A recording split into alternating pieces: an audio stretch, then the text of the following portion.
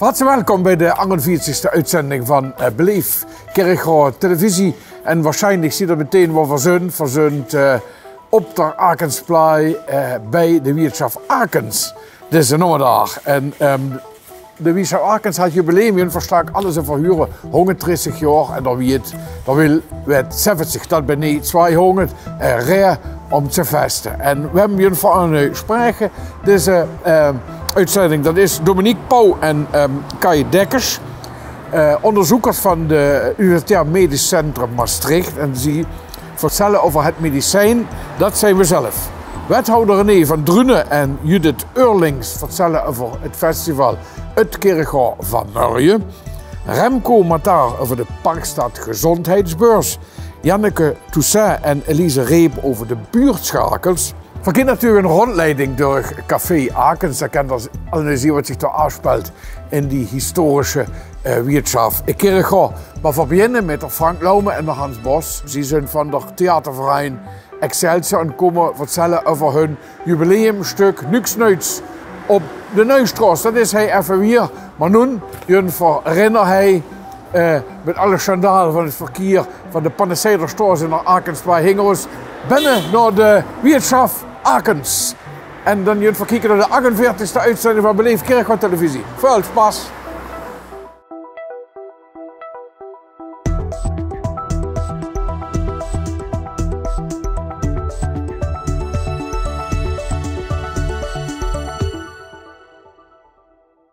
De eerste deze uitzending van Beleef Kerkhoor Televisie. Frank Laume, Hans Bos, van harte welkom. Goedemiddag. En u zit van de theaterverein Excelsior. Dit jaar eet nog hoor, 100 jaar.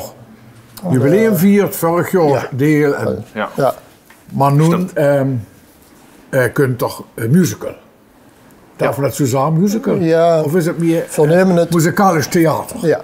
Muzikalisch theater. Niks Nuits op de Neustraat. Ja, hier is het. Wat is dat?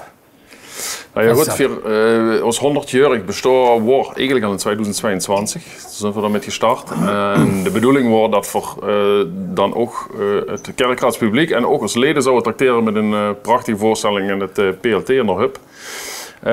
Dat is toen door omstandigheden niet alleen in dat jaar gelukt, maar er wordt zoveel werk gestoken en we houden er zoveel plezier in om dit op de bühne te brengen dat we besloten hebben het even te laten rusten en nu volle jaar er tegenaan. Ja, want mensen honger bestaat maar honger even. Ja. Ja. Nou, nu zit er honger. Ja, nu eigenlijk honger 3. Ja. Maar ja, die 3 moet blijkbaar erin komen. Ja. Verhand je hun, zoals we zeiden, naar Aaloof, je het pech gehad, maar we hadden het idee niet losgelost. En nu zijn we eindelijk zoiets dat we durven te zeggen, het staat. Ja. En het is in het weekend van 24, 25, 26 oktober 3 voorstellingen in ons PLT, Theater Kerkhoor. Ja. En ja, wat zijn het? Hoe heet het over? Nou ja, hoe heet het over? De Neustraat op zich is natuurlijk een van de interessante straten van Kerkhoor. Het is historisch gezien een interessante straat. Maar ook, laten we zeggen, door alles wat door nog in onze herinnering passeerd is. Van RAF, moordenaars tot kerellen op de Neustraat vanwege het voetballen en van alles en nog iets. En dat levert je nog stof op om door verhalen mensen te bouwen.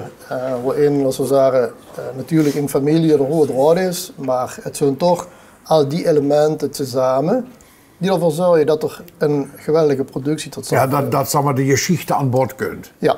En een mix van theaterspellen, muziek, dans. Muziek, zang, dans. Alles wat bij in een musical normaal gesproken huurt, aan vereeuwigd. Ja.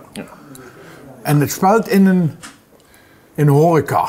Ja, het pension Botmar op de Neustraat.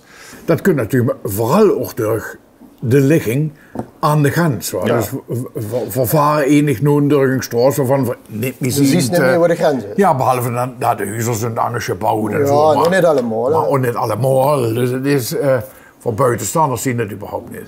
Kunt dat nog wel een beetje terug, zeg maar, de verhouding met tussen Ja, zeker. Dat is zeker in het verhaal verweven uiteraard. Er zijn natuurlijk genoeg anekdotes te vertellen die met de twee landen gebeuren te maken hebben. Dus dat loopt er zeker echt van zien. Dus, en met name onder andere dat smokkelen, wat een aantal jaren niet alleen mode is, maar voor sommige lui bijna noodzaak wordt om te overleven. Het smokkelen, maar je hebt ook het voetbalverhaal. Oh ja. Dat door zich afgespeeld had op een unieke manier in de verhouding gewoon Nederland-Duitsland.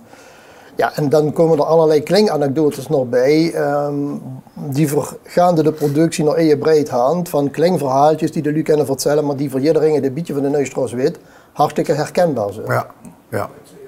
En het moet nog, zeg maar, de jeugd ook, zeg maar, waar we een stukje geschichte bij brengen. Ja, zeker. Dat is op een leuke manier. Ja. Het is een verhaal wat het vertelt moet werden. En dat proberen we met deze musical te doen. En het leuke van musical is natuurlijk dat ze inderdaad, zoals Hans al zei, alle componenten samenvoegt. Zang, dans, toneel. Door Jan Goren, dat is dus echt klaar en stomen qua zang. Om dat goed voor elkaar te krijgen. Dus verliezen er gewoon als verein ook ontzettend veel van. En het verbindt gewoon enorm. Ook met jeugd die mee kan doen. En de best met een veel grotere groep bezig als wie het gemiddelde toneelstuk. En dat willen we ook. We gaan iedere musical je door die ons erg veel nieuwe leden op had je leverd. En met name ook jong leden had op je leverd. Of Frank zelf het levende bewijs daarvan. En we hopen dat we met deze musical ook weer, zonder een aantal die zich aangemeld hadden, dat we door weer met een boost met kennen even aan het ledenaantal. En de kapstok overigens, dat zoveel gaat voor Jezus te zeggen, maar de kapstok van het verhaal is eigenlijk dat de oma 100 jaar werd. En dat is het hoogtepunt van de musical. Dat vieren van dat 100 jaar. Dat werd uiteindelijk zomaar de... Stuur dat een metafoor voor onze eerverein. Ja. Nou, hartstikke goed. Ja. En Luc en nog KTL, dat zijn er niet meer zoveel. Dus, kaarten zijn gelukkig de duur uitgevroren. Het zijn er voor ieder of nog een paar te krijgen. Gewoon via de kassa van PLT. Ja, en dan wel het jaar 3 uitverkochte voorstellingen natuurlijk. Jawel eens. Het geweldige doel zien. Ja. En een nieuw hoogtepunt in de geschichte van de Excelsior. Absoluut. Nou, veel succes. Ja, dankjewel. Bedankt voor het leuke gesprek. Zonder hij wordt.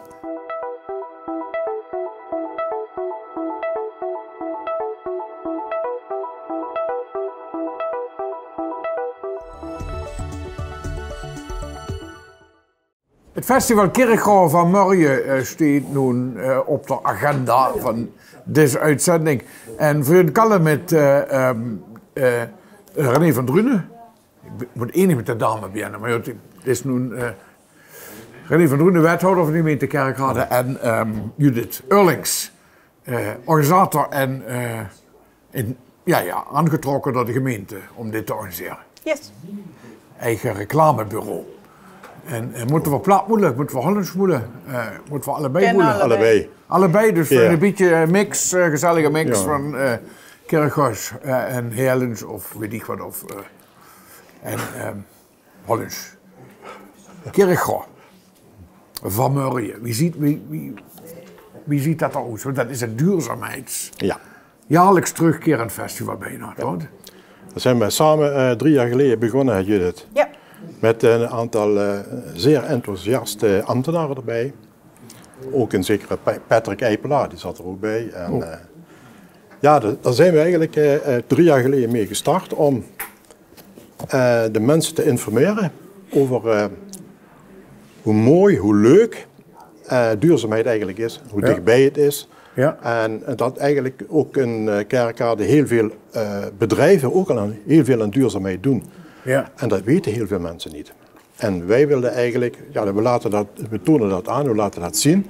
En laten zien dat het ook heel praktisch kan zijn en dat iedereen daar kan meedoen. Ja. Het zit in de kleine dingen, het zit in hele grote dingen, maar het zit ook vooral in die dingetjes die iedereen zelf kan. En dan, die iedereen zelf kan. Ja. En goed, wat ook goed is voor de toekomst van. Want als je het zo, want duurzaamheid is natuurlijk ook maar zo'n woord, hè, wat dan te pas en te onpas wordt gebruikt. Wat zou je dan zeggen wat het is dan? Nou ja, duurzaamheid is eigenlijk een soort containerbegrip geworden. Ja. Daarom hebben we het festival ook het Kerkhof van Murrië genoemd. Ja. En juist niet duurzaamheid. Binnen ons team kost ons dat een vla als je het woord duurzaamheid gebruikt. Dus wij moeten er dadelijk een paar gaan neerleggen. Ja. Maar het is heel breed. Natuur, afval, voeding, vrije tijd, mobiliteit. Eigenlijk alles kan daar wel onder. Ja, wat voor welzijn zorgt, voor een betere wereld, voor je individuele welbevinden. In de meest brede zin van het woord. Ja. Wat ook is, bijvoorbeeld we moeten van het gas af in 2050. En wij zijn nu bezig met onderzoek naar warmtenetten. Ja. En zijn zelfs bezig met onderzoek om samen met België en Duitsland om te kijken of we over de grens iets kunnen betekenen. Dat is dan heel technisch, dat gaat dan echt in de toekomst. Heel technisch en complex. En complex, ja. En waar we ook mee bezig zijn, is het isoleren van woningen op dit moment. Dus dat zijn van die dingen. Tot wat laatst in deze warme zomer is geweest, een hitteplan opstellen. Daar heb ik ook nog het nieuws mee gehaald in heel Nederland. Dat wij de enige Limburgse gemeente waren. En nog steeds zijn we de enige Limburgse gemeente met een hitteplan. Ja. Zoiets. Ja, want dat is ook duurzaamheid. Dat is ook duurzaamheid. En dat is eigenlijk allemaal heel hoog over beleidsniveau. En met het festival willen we juist heel laagdrempelig. Ja, want het is een festival. Dus dat festival zit ook van feest en leuk en gezellig en een bepaalde periode dat ze het leukste is doen. Ja. Op het festival Kerkhof van Murrië. En is dat ook onderdeel van het programma? Dat is het ganse programma. We beginnen vrijdag, dus 3 tot en met 11 oktober. 9 dagen, 24 evenementen. En dat is een heel kleine zin tot een wat grotere. Dus het wordt leuk, het is inspirerend, het is bruisend. En voorkomen op allerlei plekken, door heel Kerkrade heen. Ja, en ook er is natuurlijk een website natuurlijk. Hoor. Absoluut. Ja, dus, daar kan de Luurtje kijken natuurlijk. Maar pak een citroens wat leuk is om... Nou ja, we hebben er echt 24 en ik mag met veel trots zeggen dat er al een hele bubs zijn uitverkocht. Dus dat is wel heel leuk om te zeggen. Ik zal er een paar toelichten. We hebben bijvoorbeeld zondag doen voor de culinaire wandeling. Culinair spazieren naar Murrië. De start bij de botanische tuin en vervolgens gaan ze door Kerkrade en dan kiezen onderweg het mijnverleden natuurlijk, want ook dat is duurzaamheid. Duurzaamheid van toen en van nu. Ja. Daar kiezen lekkere hapjes bij en de geest lekker onderweg. Dus dat is duurzaamheid met een beetje cultuur gemixt. Dat werkt goed. Op zaterdag gewoon voor fietsen met Arno Dekkers. Daar gaat ook de gemeente door fietsen en die heeft het ook over het mijnverleden. We gewoon ik ga het even openbladeren. Ja, dat mag we gewoon hebben een hele leuke rondleiding bij Top Vintage Boutique. Ja. Dat is natuurlijk ook een hele bijzondere ambassadeur. Ja, dat is een volgende op bezoekje. Hè. En dat is inderdaad heel bijzonder. Vooral met, toch, dan blijft dat veel u niet kennen überhaupt. Ja. En, ja, we hebben daar staat eigenlijk nu... Wat je dat doen dan? Wat je dat doen? Nou, we gaan door een rondleiding doen. En de kledingindustrie is natuurlijk niet per se duurzaam. Nee, en ik heb door Angelique, de bazin, geïnterviewd en gevraagd wie doet dat nu eigenlijk. Ja. En dan komt dan een prachtig verhaal over wie ze bijvoorbeeld met retouren omgaan. Ja. Wat anders is dan andere kledingbranches. Dat komt dus gewoon terug in de winkel. Ja. Heel veel in de kledingbranche wordt kleding weggegooid. Bij hun wordt het gewassen, gemaakt als dat nodig is. En dan kijken ze gaan dat nog terug in de shop, gaan het terug in de outlet wat ze hebben, of gaan het terug in gewoon een keer een uitverkoop. Ja, ik vond dat waanzinnig. Ja. En we gaan dus eigenlijk met die rondleiding lopen we door het hele pand en kijken voor naar alle afdelingen, wie zit daar nu met een duurzaamheid bezig. En daarna mogen ze natuurlijk met festivalkorting shoppen. Dus dat is wel dat hangt allemaal een keer gedaan. Ja. Waanzinnig, dat hebben we allemaal een keer gedaan. Ja. Een van de meest duurzame ondernemers hier is de brouwerij Rolduc. Ja. Daar zijn we ook begonnen.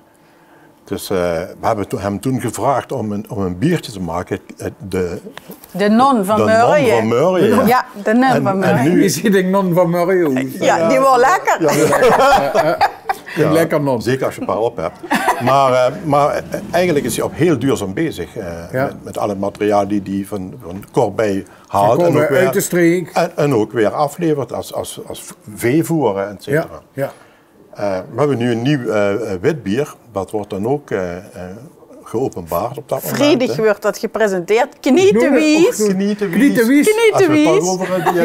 We zijn weer geleerd. Daarom, ja. Nou ja, dat hebben we dus onder onze volgers gevraagd van bedenken een naam. En de naam is naar voren gekomen en hebben we met het team gekozen. Knietenwies. Nou ja, we kunnen het allemaal opnemen en behandelen. Nu kan ik kijken. Ja. En nu moeten we nog doen. Dat zijn ontzettend leuke activiteiten. Eentje wil ik nog hier toelichten als dat mag. Ja. Dat is het slotevenement. Dat is op zaterdag 11 oktober. Want we willen natuurlijk ook samen kijken wat voor een resultaten zijn er nu. Wat deed de gemeente allemaal? En dat komt tijdens dat evenement helemaal naar voren. Oh, ja. En natuurlijk met een hapje en een drankje en ons festivalbiertje. En waar het is in Brasserie Nu Erestein. Oké. Ja, zonder dat hij wordt. Ja. In de Wierschaf Akens op een blierhei. En om te kallen over het kerkhof van Murrië. Ja. Dat past toch om zo bij die Wierschaf die al zo lang besteed is. Precies. Die zal ook wel een onderdeel uitmaken van het kerkhof. Zeker. Zonder dat hij wordt, bedankt voor het leuke gesprek. Veel succes. Dank je. En veel leuwenst. Dank je.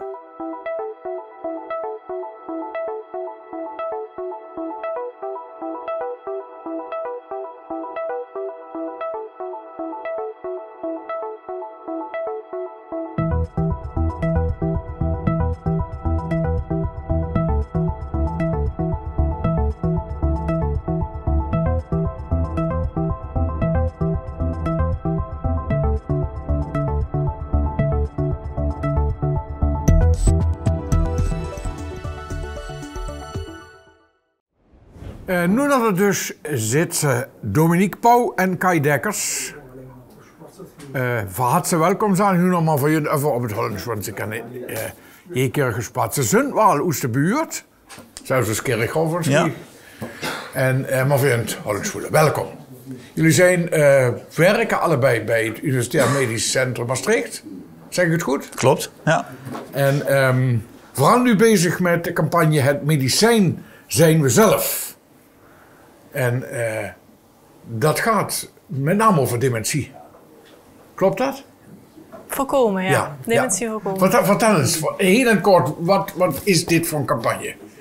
Dus de campagne is eigenlijk opgezet met het idee dat wij eigenlijk aan het brede publiek duidelijk willen maken dat de leefstijl ook een belangrijke rol speelt bij het voorkomen van dementie. Want veel mensen weten dat nog niet. Ja, dus dat het niet alleen te maken heeft met wat zeg maar, weet ik, wat in het DNA zit of de genen of in de erfelijkheid, maar dat het ook gewoon, heel gewoon, hè, dus nadrukkelijk met je eigen leefstijl te maken heeft. Ja, klopt. De belangrijkste risicofactor voor dementie is nog steeds leeftijd. Ja. De erfelijke component bij dementie is eigenlijk maar heel beperkt. Ja. Dus veel mensen denken dat het vaker voorkomt, maar dan komt het allemaal steeds ouder worden. Ja. En wel een familielid heeft die de leeftijd bereikt dat dementie vaker voorkomt. En wij focussen in de campagne juist op de veranderbare risicofactoren, de leefstijlfactoren en de cardiovasculaire factoren. Ja. Waar mensen zelf iets of samen met een huisarts aan kunnen doen. Ja, en hoe doen ze dat dan? Zo heel pragmatisch, zeg maar. Hè? Ja. Ja, eigenlijk is er uit Wat zijn de belangrijkste de elementen daarvan? Ja, dus eigenlijk uit onderzoek weten we dat er 15 factoren inderdaad veranderbaar zijn. En die zijn eigenlijk heel breed. Dus dat gaat van gezonde voeding en voldoende bewegen naar goede slaap en gehoorverlies. Sommige factoren zijn beschermend, dus die zorgen ervoor dat we weerbaarder worden tegen de ziekteprocessen die dementie veroorzaken. Terwijl anderen juist het risico verhogen op dementie. Ja. Dus bijvoorbeeld hoge bloeddruk is risicoverhogend. Veel mensen weten wel dat een hoge bloeddruk slecht is, maar ze leggen niet dat verband met dementie op latere leeftijd, bijvoorbeeld. Ja, want kijk, die verhalen van leefstijl zijn natuurlijk heel bekend. Hè? Die lezen we bijna dagelijks en horen we bijna dagelijks.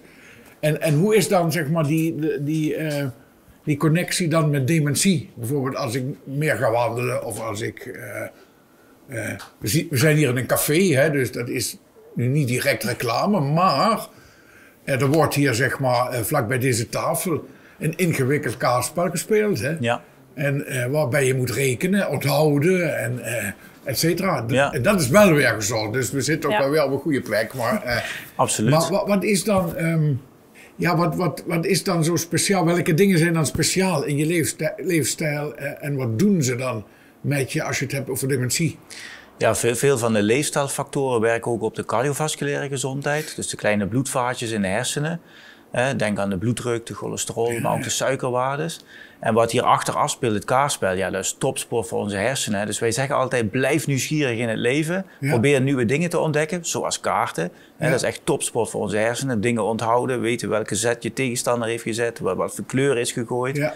Ja, dat is echt topsport. Hè? Dus, maar wel steeds iets nieuws. Dus blijf je brein prikkelen. Dus niet steeds dezelfde puzzel maken, maar ook elke dag een andere soort puzzel maken. Want dat is goed voor die hersenen. Ja, dus niet elke dag kruiswoordraadsels. Nou, als je dat heel leuk vindt, blijf dat vooral doen. Ja. Maar probeer ook een keer een Zweeds raadsel of een andere puzzel om een keer echt die uitdaging te hebben.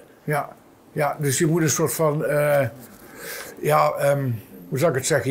Je moet zorgen dat steeds opnieuw nieuwe prikkels zijn. Precies. Dat je steeds naar andere dingen moet zoeken. Ja, klopt. Dat zorgt er eigenlijk voor dat we onze hersenen in ieder geval een nieuwe verbinding maken. En dat is zo belangrijk om weerbaar te zijn tegen de ziekteprocessen die dementie veroorzaken. Ja. En jullie zijn onderzoekers? Ja. En is er nog een speciale relatie met Kerkrade? Gaan jullie hier iets doen met die campagne in deze stad? Ja. Ja, dus de campagne loopt in heel Zuid-Limburg, een jaar lang. Maar we gaan ook specifiek hier in Kerkrade wat meer aandacht geven aan de campagne. Dus we hebben eigenlijk in samenspraak met de gemeente Kerkrade besloten dat we in Eigelshoven-Kom meer aandacht besteden aan de campagne. Eigenlijk met het idee dat we zien dat groepen mensen die bijvoorbeeld een migratieachtergrond hebben of die een kleine portemonnee of lagere opleiding hebben, dat die ook een hoger risico hebben op dementie op latere leeftijd. Dus zodoende hebben we eigenlijk gekeken naar welke regio, welk gebied binnen Zuid-Limburg, waar zijn meer mensen die bijvoorbeeld een kleine portemonnee hebben. En toen zijn we eigenlijk uitgekomen op Kerkrade en in samenspraak met de gemeente hebben we toen de wijk Eigelshoven gekozen als speciaal aandachtsgebied. En dan? Wat gaan jullie doen? Ja, we hebben allerlei lezingen. We proberen zoveel mogelijk zichtbaar te zijn in bedrijven, in de winkels. En de website bijvoorbeeld. De website hebben we zelf een medicijn. En in samenspraak met de gemeente zijn we allerlei activiteiten te organiseren. We hebben de opening gehad met de wethouder in de bibliotheek in Eigelshoven. We hebben een keer met studenten op de markt gestaan. We hebben een flyeractie gehad in Eigelshoven. En we gaan nog nieuwe activiteiten in Eigelshoven organiseren. En ook vrienden oproepen zich aan te melden bij de campagne. En dat kan vrijblijvend. We hoeven geen geld en we vragen geen geld, maar samen die boodschap verspreiden als een olievlek in Kerkrade. Ja. En uiteindelijk moet het bijdragen aan jullie onderzoek. Ook. Maar het grootste doel is eigenlijk dat mensen hiervan bewust worden. Hè? Dat mensen weten van een gezonde leefstijl, dat is ook belangrijk. Maar je wil ook dingen onderzoeken en uiteindelijk ook, conclusies kunnen trekken. Ja, dus we doen ook 2 metingen. Die voeren we uit, vragenlijstonderzoeken voor en na de campagne. Om te zien, zit er ook echt een verschil in hoeveel mensen hierover weten. En komt dat door de campagne, ja of nee? Ja, mooi. Ja. En ons ultieme doel is dat mensen de link leggen tussen bewegen, nieuwsgierig zijn en cardiovasculaire fouten en de hersenen. Dus niet alleen hart- en vaatgezondheid, maar ook die hersenen, dat die belangrijk zijn daarvoor. Ja. Nou, hartstikke goed. Heel veel succes. Bedankt. Dank u. En ik hoop dat veel mensen gaan meedoen, dat veel mensen op die website kijken, dat veel mensen zich dit gaan realiseren. Ja. Dank. Dankjewel voor het leuke gesprek. Bedankt. Succes met het onderzoek. Dank u.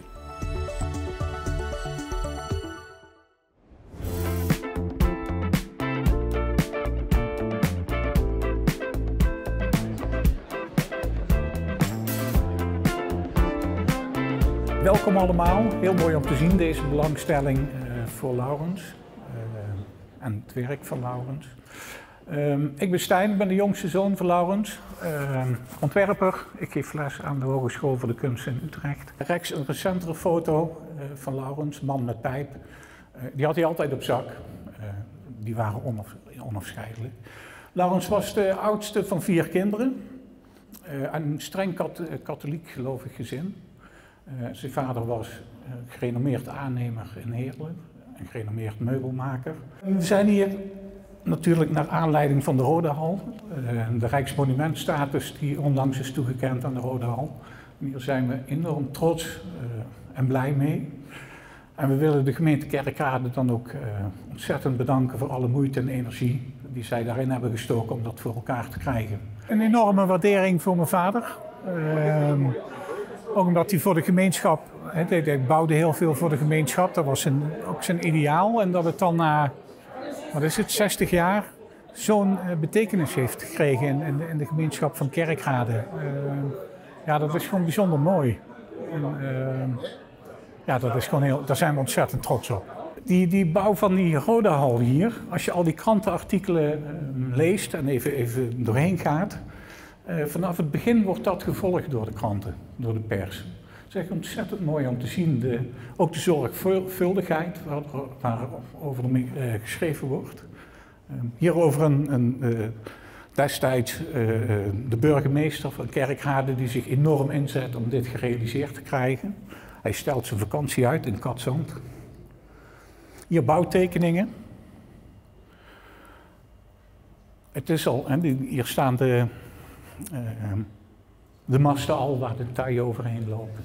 Wat ik al zei, elke stap wordt gevolgd door de krant. Deze tijd hier een stukje dat het ontzettend regende en dat ze toch door willen. Allemaal heel liefdevol en zorgvuldig. Hier meer een sfeerfoto van de bouw. En op de achterkant weer zo'n steenkolenberg, zo'n pukkel. Dan is de Rodahal bijna af. En zelfs Cobouw, dit is een stukje uit Cobouw, dat is eigenlijk gewoon een bouwblad. Dat is eigenlijk gewoon een heel saai blad. Maar die geven het een hele poëtische titel. Muziekhal te Kerkrade, een dak van snaren. Nou, als hun zo gaan schrijven, dan zit je goed, denk ik. En dan, voordat echt de opening is, moet natuurlijk eerst de akoestiek getest worden. Dan hebben ze hier een programmaboekje. Ja, dat is van achter niet te zien, dat is heel jammer. Voor die akoestiektest worden 3000 mensen uitgenodigd, waarvan 500 kinderen. Het is toch bijna een cultuurstad, Kerkrade zou je zeggen, als je op zo'n jonge leeftijd die muziek meekrijgt. Want die gaan luisteren naar Amadeus Mozart, Ludwig van Beethoven, Stravinsky, Brahms en de anderen zeggen hem helemaal niks. Maar dat je dat dan, dat je kinderen daarvoor uitnodigt, dat zegt ook iets over de gemeente. En dan wordt het geopend door een grote held van Laurens. Een van de grote helden, hij had er een paar. Maar Bernard Haitink, daar was er absoluut eentje van.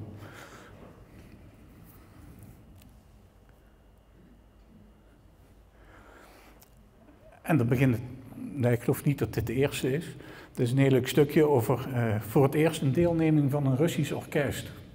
Nou ja, in die tijd, en dat staat er ook, dan moet er een draaiboek mee. Nou, dat is gewoon een hele boekenkast. Daar moeten ze hier plek voor maken, maar wel heel mooi dat de Russen ook komen. Hij heeft natuurlijk dat jaarwerksysteem gebruikt en heeft hij zijn eigen invulling aangegeven. Zijn eigen, een andere oplossing voor gevonden. En dat was typisch Laurens, dat was typisch mijn vader. Nee, toch gaan kijken, hoe kan ik het anders doen? Hoe kan ik het op een andere manier in de ruimte zetten, in de omgeving zetten? Ja, dat vind ik zo mooi van hem. En wat ik dan hier het mooiste aan vind, ja, het is gewoon het systeem en de vorm wat daaruit volgt. En dat is dan die uitspraak, forms follow function, weet ik allemaal. Maar gewoon dat de constructie is zo zichtbaar aan de buitenkant en de binnenkant. Bijzonder mooi.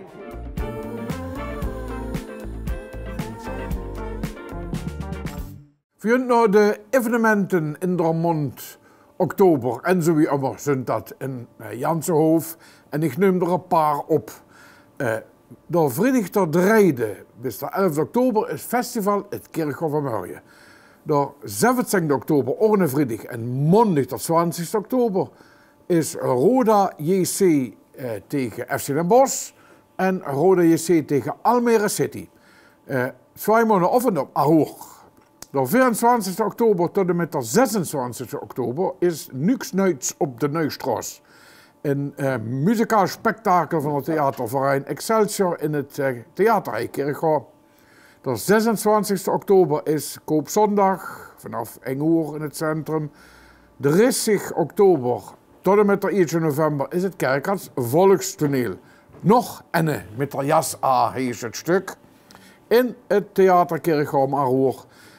Kijk voor het totaal op www.beleefkerkrade.nl/agenda. En kijk op de websites van de vereinen en dan vindt alles wat er nu gaat. En steekt je het niet erbij, of huidig het je erbij op de website. Los dat wissen via beleef@kerkrade.nl. Dat wordt de evenementenkalender van oktober. Voor jullie weer op het thema gezondheid. Voor het gaat over het Alzheimer-project. Voor het nu nodig gezondheidsbeurs. Toen ving toch gewoon met het Alzheimer-project terug op de beurs. Dat klopt. Klopt helemaal. Remco, ja. Du bent de organisator. Remco Mataar.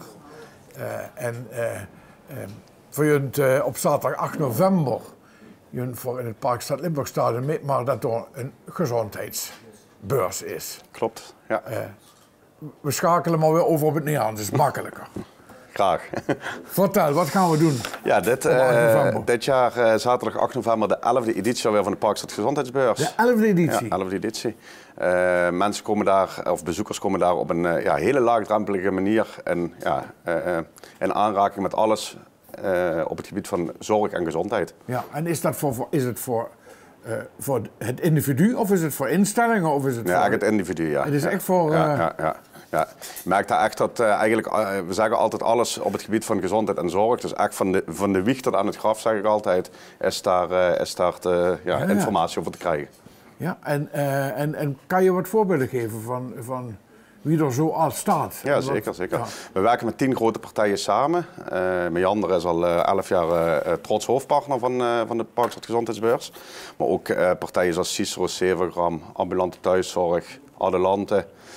Gezonde Mijnstreek is dit jaar een nieuwe partner. Dus de grote partijen staan er. Maar wat wij heel belangrijk als organisatie vinden, is ook dat zeker de kleine zelfstandigen, ik zeg altijd de fysiotherapeut op de hoek, moeten ook op deze beurs kunnen staan. Zodat het aanbod altijd gevarieerd is en tot eigenlijk de bezoeker altijd weer nieuwigheden en nieuwe partijen kan zien. Ja, en dat gaat ook gebeuren dan? Ja, zeker. Ja, we hebben elk jaar toch weer een 15 tot 20 nieuwe partijen. Er staan ongeveer 100 standhouders. Zo.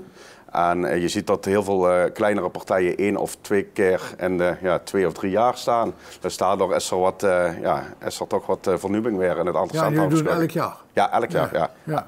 Eigenlijk altijd de eerste zaterdag van november. Alleen hebben we nou gekozen zaterdag 1 november om dan even 1 zaterdag over te slaan en naar die tweede te gaan. Ja. En is het dan zoals je veel van deze beurzen ziet of dat je langs standjes loopt en daar je informatie haalt? Of heb je nog... andere activiteiten? Ja, dat is op de eerste en tweede verdieping van het Parkstad Limburgstadion. Een hele huiselijke sfeer, zeggen we altijd. Je loopt echt langs de standjes inderdaad. Het is niet in hokjes gecreëerd zoals het bij veel andere beurzen is. Maar daardoor merk je gewoon dat mensen zich vertrouwd voelen en heel snel die vragen durven te stellen die ze normaal niet zouden durven te stellen. Check je vlekje, zeg ik altijd als voorbeeld. Je kunt op een hele laagdrempelige manier nogmaals in contact komen met degene die je wil spreken.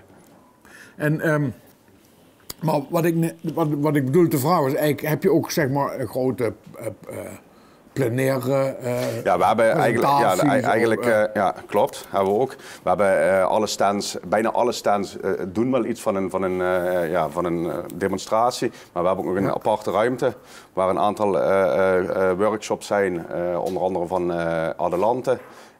Waar mensen, het zijn een man of 30, 40, even in een aparte ruimte weer in aanraking komen met een bepaald onderwerp. Ja. En als je dan, wat is gratis? Hè? Het is heel laagdrempelig. Ja, gratis toegankelijk, gratis parkeren natuurlijk voor het stadion. Ook nog. Dus wat dat betreft is het de ideale locatie voor de beurs. Ja. En als je nu geweest bent en je gaat naar huis, dan heb je in ieder geval je krijgt in ieder geval een gratis goodiebag op het einde. Dat is ook belangrijk. Maar ook partijen zoals Meander en Severgram delen ook een goodiebag uit. Maar het gaat vooral over informatievoorziening. Ik denk dat je op een leuke manier een vitaal dagje uit hebt. Voor jong en oud. Hè. Nogmaals, dat is voor iedereen de beurs. Er staat ook een stukje wellness, maar ook zorg is natuurlijk. Je hebt ook eens een keer een gezicht met wie je praat in plaats van een beeldscherm. Ja.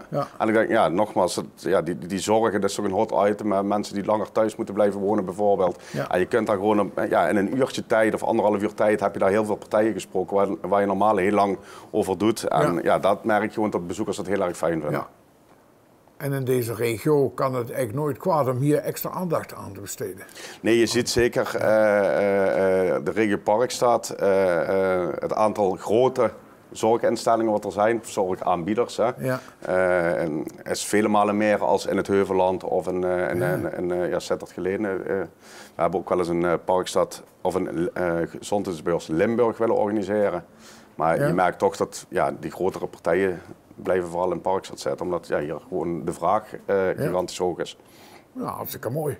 Hartstikke mooi. Gratis entree, veel informatie, gezelligheid ook nog. Leuke testen en metingen, gezelligheid, stuk vla voor de mensen die zin hebben. Nou, ik zou zeggen, ga er naartoe. Op de 8 november, vanaf 10 uur zie ik per poster.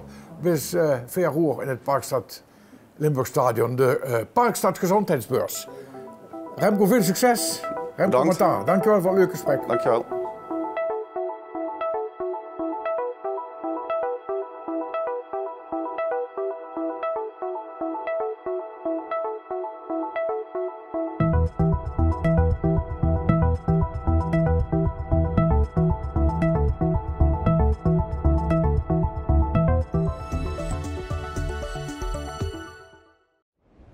Voor jullie gaan over buurtschakels. En misschien dat niet meteen een belletje het rinkelen, maar dat werd hij nog angers van voorhand nu aan de dus Janneke Toussaint van Impuls en Elise Reep van de Meandergroep. En ze zijn buurtschakels. En vertel maar even wat het is. Want, buurtschakel is een samenwerking tussen Impuls en Meander. Dat is ook wel de kracht van de buurtschakel. Juist het stukje zorg en het stukje welzijn wat elkaar beter kunt vinden in het werkveld. Als de buurtschakels komen voor bij jullie achter de voordeur die een stukje eenzaamheid ervaren, hoe de lichte cognitieve achteruitgang is of hoe de overbelaste mantelzorger is. Ja. Dat is wat we als buurtschakels doen. Allebei? Allebei, ja. En dan je het gewoon op de deurbel duwen en dan komt er op bezoek? Nee. Okay. Vooral in het begin had we echt genetwerkt. Onze rol uitgelegd bij verschillende netwerkpartners. En van daaruit kregen we ook echte verwijzingen binnen. Ja, we zijn op recept. Maatschappelijk werk. Dat komt binnen via de POH. Ja. De POH gaat naar de maatschappelijk werker. En de maatschappelijk werker zet het door naar de buurtschakel. En dan ga je langs? En dan gaan we langs. In je eentje of met z'n tweeën? Het ligt eraan. Meestal alleen. Maar het ligt er eigenlijk aan de casus van hoe intens is het. En dan kan het zijn dat we nog wel eens met z'n tweeën gaan. Ja. En hoe word je dan ontvangen? Want weten die mensen dat je komt? Of, Normaal wel, ja. We bellen altijd even van tevoren. We hebben gehoord dat u iets van hulp nodig heeft. Ja. En noem eens een voorbeeld dan. Wat is dan een voorbeeld van wat hebben mensen... Nou, dat ze onverlegen zitten. Dat ze eenzaam zijn. Ze weten eigenlijk niet waar moet ik naartoe, wat kan ik doen überhaupt binnen Kerkrade om weer onder de mensen te komen. Ja. En dan leggen wij ze vaak een activiteitsprogramma voor wat er te doen is in Kerkrade. En dan leiden we ze eigenlijk naar die plek toe naar de buurthuizen en eventueel andere plekken binnen Kerkrade. Want het is heel praktijkgericht, om het zo maar te zeggen. Ja. Dat je tips en trucs geeft waar ze onmiddellijk mensen mee aan de slag kunnen. Ja, dus vooral de kracht is vooral het laagdrempelig het gesprek voeren. Hoe komen mensen vandaan? Ja. Wat is hun verleden? Hoe liggen interesses? Ja, en natuurlijk probeer ze nu naar wijkpunten sturen. Ja, maar dat is niet zo eenvoudig. Nee, dat is ook niet zo eenvoudig. Want er is natuurlijk ook wel u die toch lichamelijk gaat beperkt zijn of niet de deur uit durven. Dus dan moet zo'n drempeltje even om naar zo'n wijkhuis te gaan. Ja, en dat lukt natuurlijk niet altijd. Hè. Wat we ook wel eens doen, is deelnemers onder elkaar klikken. Dat ze kijkt van, goh, die deelnemer woont bij elkaar in de buurt en daar woont bij elkaar in de buurt. Een soort verbinding. Ja, dat ze echt die verbinding onder elkaar probeert te vinden. En daardoor kreeg ze eigenlijk ook weer dat jullie naar elkaar gaan omkijken. Dus dat ze zegt van, ja, een mevrouw heeft verderop in de straat had hetzelfde probleem, of een meneer. Of, die is dan wel op neutraal gebied, ik doe dat nooit zelf bij jullie heen, dus wel ergens hoe ze zich neutraal kunnen ontmoeten. Dat proberen we ook wel eens. Ja, en soms zijn het ook gewoon praktische vragen. Hoe kreeg ik mijn boodschappen toe? De kinderen wonen vaak heel wijd weg. Dus er zitten ook wel echt wel praktische vragen. De partner die pas is overleden. En dan ook, zeg maar, dat ze adviezen geeft. Of is het alleen maar soms dus is het ook niet adviezen op belastinggebied? Nee, helemaal niet. Mensen zeggen dat nu inderdaad op financieel gebied, daar kun jij misschien iets beter over vertellen. Daar kun je ze wel doorverwijzen. Dan worden ze doorverwezen juist naar het maatschappelijke stuk, zeg maar. Want dat is niet iets wat wij doen. Dat is of ze krijgen een brief van de gemeente, weten niet wat moet ik hiermee. Dan helpen we ze wel met de brief uit te leggen, maar als het niet ons stukje is, dan worden ze verwezen naar maatschappelijk werk. Maar dat is andersom ook met de zorg. Als we merken van er is meer zorg nodig, daarom is deze samenwerking dan ook fijn. Dat zij van Meander net wat meer weten van welke zorg kunnen we hierin opschalen. En gaat het ook wel eens andersom? Dat bedoel ik dat mensen zelf bellen en zeggen ik heb... kun je met een buurtschakel sturen? Het zou het niet zo gaan, maar... Heb ik wel eens gehad dat iemand zo belt en zegt van... Hey, kom eens. En hoe is het om dit werk te doen? Heel mooi, heel dankbaar. Wat ik vooral altijd heel verrassend vind, is wat mensen je allemaal vertellen. In het eerste gesprek, als je dan binnenkomt... Dat je toch snel dat ze je in vertrouwen nemen. Ja, toch, want we zijn altijd kortdurend betrokken. We blijven niet heel lang bij mensen komen. We proberen echt het setje te zetten en die mensen onder de arm te nemen en ergens naartoe te leiden. Maar ik vind vooral heel verrassend wat mensen vertellen. En dat vind ik ook het mooie aan het werk, de verhalen van de mensen. Waar ze vandaan komen, wat ze hebben meegemaakt. Misschien leven ze teruggetrokken, maar als ze iemand over de vloer krijgen, is het... we zijn wel heel blij met de hulp. Ja, dankbaar. Ja, heel dankbaar, Nu is het betaalde krachten, hè. En nu is het natuurlijk ook, denk ik wel, dat u veel meer aan de bel trekken, of veel meer ongeree zich kunt helpen. Want dat is een moeilijk woord misschien, maar zelfredzaamheid zie je natuurlijk tegenwoordig op de allerietste plaats, wat kan ze precies zelf doen. Toch? Ja, goed, dan merk je gewoon dat jullie tegenwoordig minder naar elkaar omkijken. En de rol van de buurtschakel is vooral om die verbinding weer te vinden. Dus bij deze zou ik ook wel heel graag de oproep willen doen aan jullie. Woon je in Kerkrade of in Parkstad en wil je heel graag wat voor een andere betekenen? Daar zijn we heel blij mee met zulke hulp. Dus vrijwilligerswerk eigenlijk. Ja, zeker. Je kan heel veel doen als je wil. Ja, absoluut. En soms is het gewoon een kleine boodschap. Of gewoon eens met iemand een kopje koffie gaan drinken. Dat misschien zijn die vrijwilligers ook gewoon voor dat ze eens... uit de deur komen. Ja, iets anders hebben. Nou, absoluut. Hartstikke goed. Het is een wisselwerking. Ja, hartstikke goed. Mooi.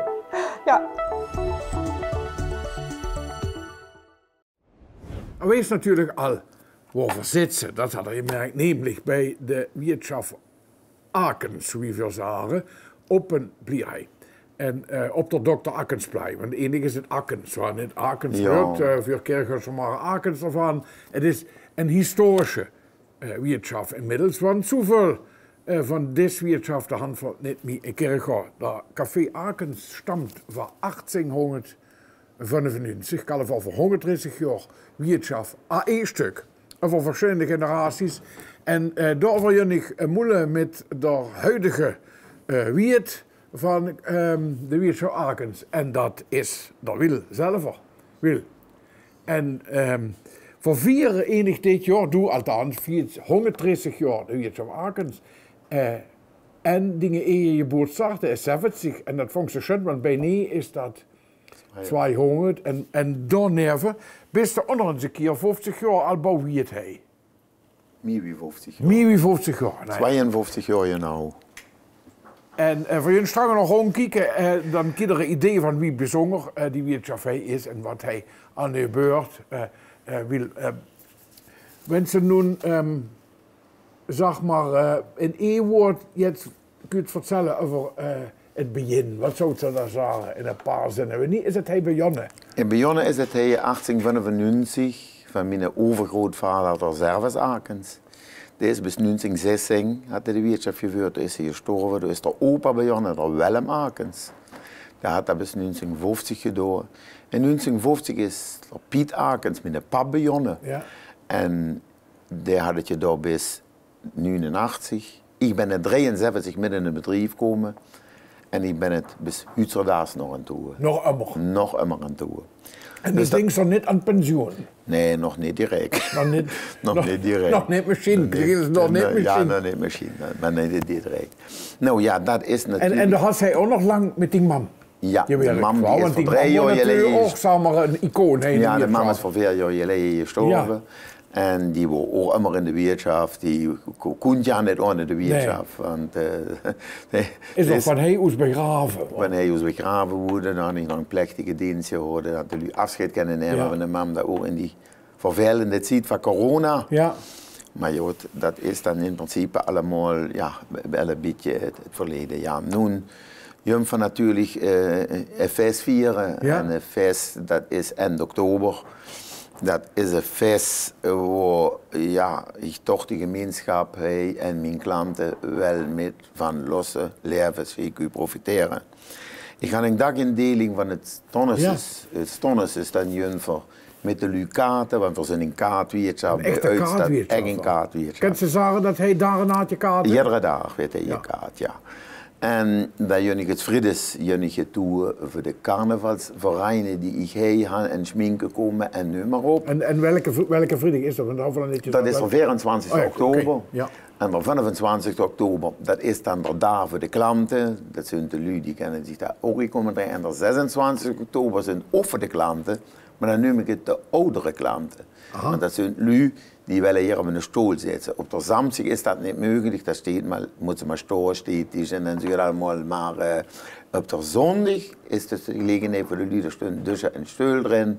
En die oudere klanten, die wordt toch Jans Hoofd aan, die komen dan aan zich trekken en die kunnen dan dat feest met je vieren. De dings ingang, ja, daar rennen daar. Eigenlijk denk je daar. Ja. En wie had ze die nu dan al nu, want ik ga nooit in de posters die hangen of weet ik wat. Dat hoef ik en dus die is er niet echt op Facebook of weet Nee, dat hoef ik allemaal niet. Nee. Ik ga mijn Janse klant Dizzy, heb ik gevraagd van wanneer wil er hier komen. En die lui had dat aangegeven en dat je alleen maar met eintritskaarten. Je kunt niet herinneren, wenn ze geen eintritskaart had. Ja. Alleen op de Samstagmiddag, van 3 bis 5, had je een receptie. En dan kan eindelijk iedereen komen. Ja. Dat had de lui die dan misschien geen uitnodiging kent, die kent dat toch de mogelijkheid voor dan even komen te feliciteren. En de ochtendstonden ja, van 8 uur af, dat is dan voor de genodigde lui. Ja. Want het zijn dus zoveel lui, want iedere dag moet ze rekenen tussen 150 en 200 man. En dat is mijn feesten. Ja, dat is mijn wirtschaft. Dat je het op die manier met mijn wirtschaft. Ik ben niet zo Jans groot, maar ik vond het toch goed voor dat hij in die wirtschaft te doen. Dat is het traditiegebouw. Dat is wat het begonnen is. En dit is waar we het feestje vieren. Ja, genau. En werden ze dan, want er is op dat Dr. Akensplein, wat een Nederlandse bekende plei is natuurlijk hier, gewoon vroeger zeker. Ik herinner me nog de kermen zei, als kleine jong en het centrum van Blarhey eigenlijk. Ja. En is dat nog familie dan? Ja, luister, het jeet zich ervoor, dat boek wat ze hier op een doosjes liggen, is een boek over Akens geschreven. Dat had geschreven, door Lochtu, de pastoor, de vroeger pastoor was op Blarhey. We komen uit 5 generaties Akens, van het Duits, van het Belgisch, van veel van het Duits. En uit die generaties kunt ook door dokter Akens. En door dokter Akens, dat was een man die is rond 1800 geboren.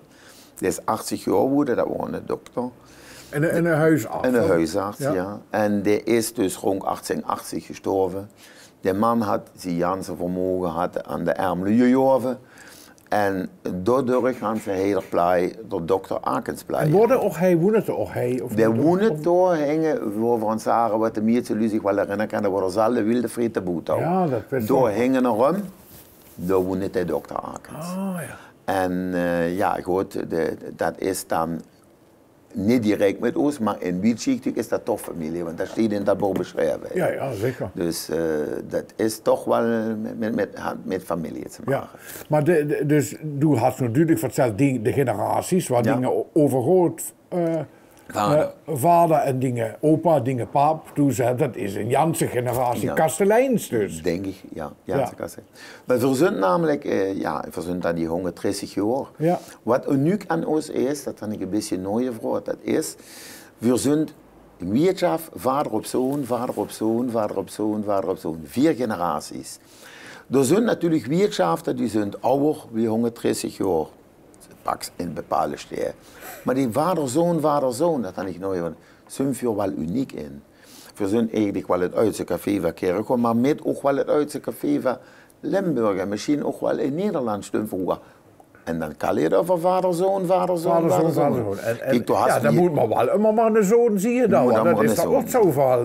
Helaas is dat, wenn ik niet meer ben, is dat je dat ten einde. Nou ja, goed, dat is dat even niet. Ja, daar is geen kinder. Ik ga geen kinder. Jong je zelf enig. Ik ga geen kinder, dus dan kun je een zoon meer die hij dat wirtschaft overneemt. Ja.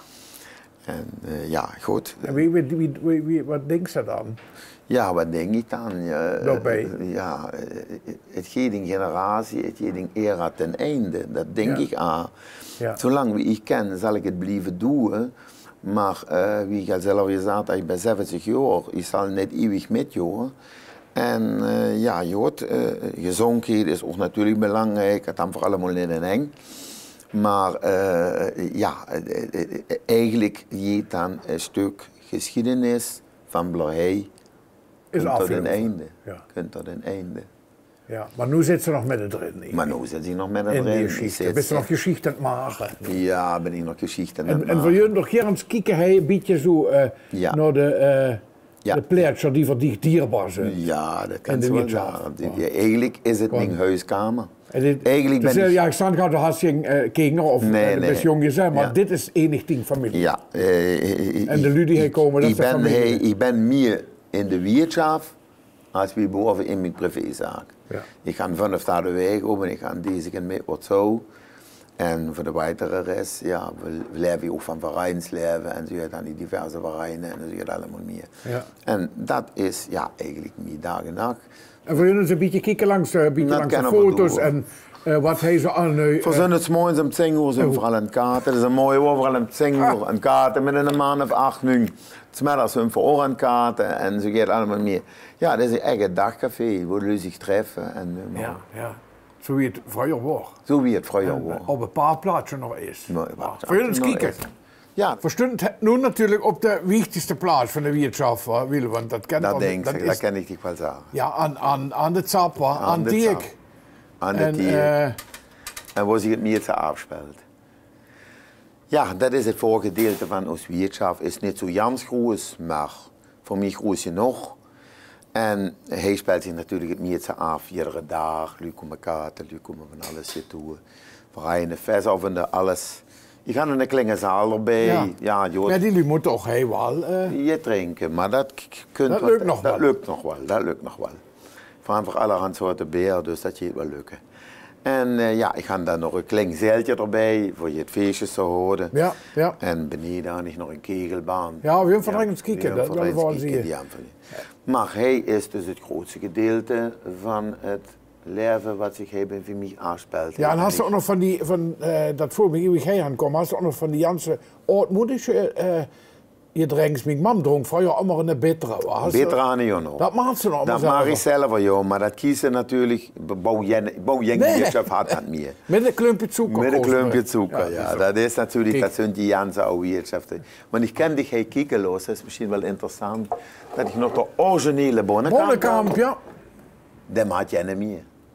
Alleen ik. De massa op vuurrood. En dan mag ik nog op vuurrood. Dus dat kennen we nog wel. En dan weet je mixed met... met jonge kloren. En dat komt van de bittere. Ja. Vroeger wordt een drank, dat wordt dagelijks gedronken. Ja, nu zijn we nog enkele lui die dat drinken. En dan had ze strak vast, dat werd natuurlijk hij.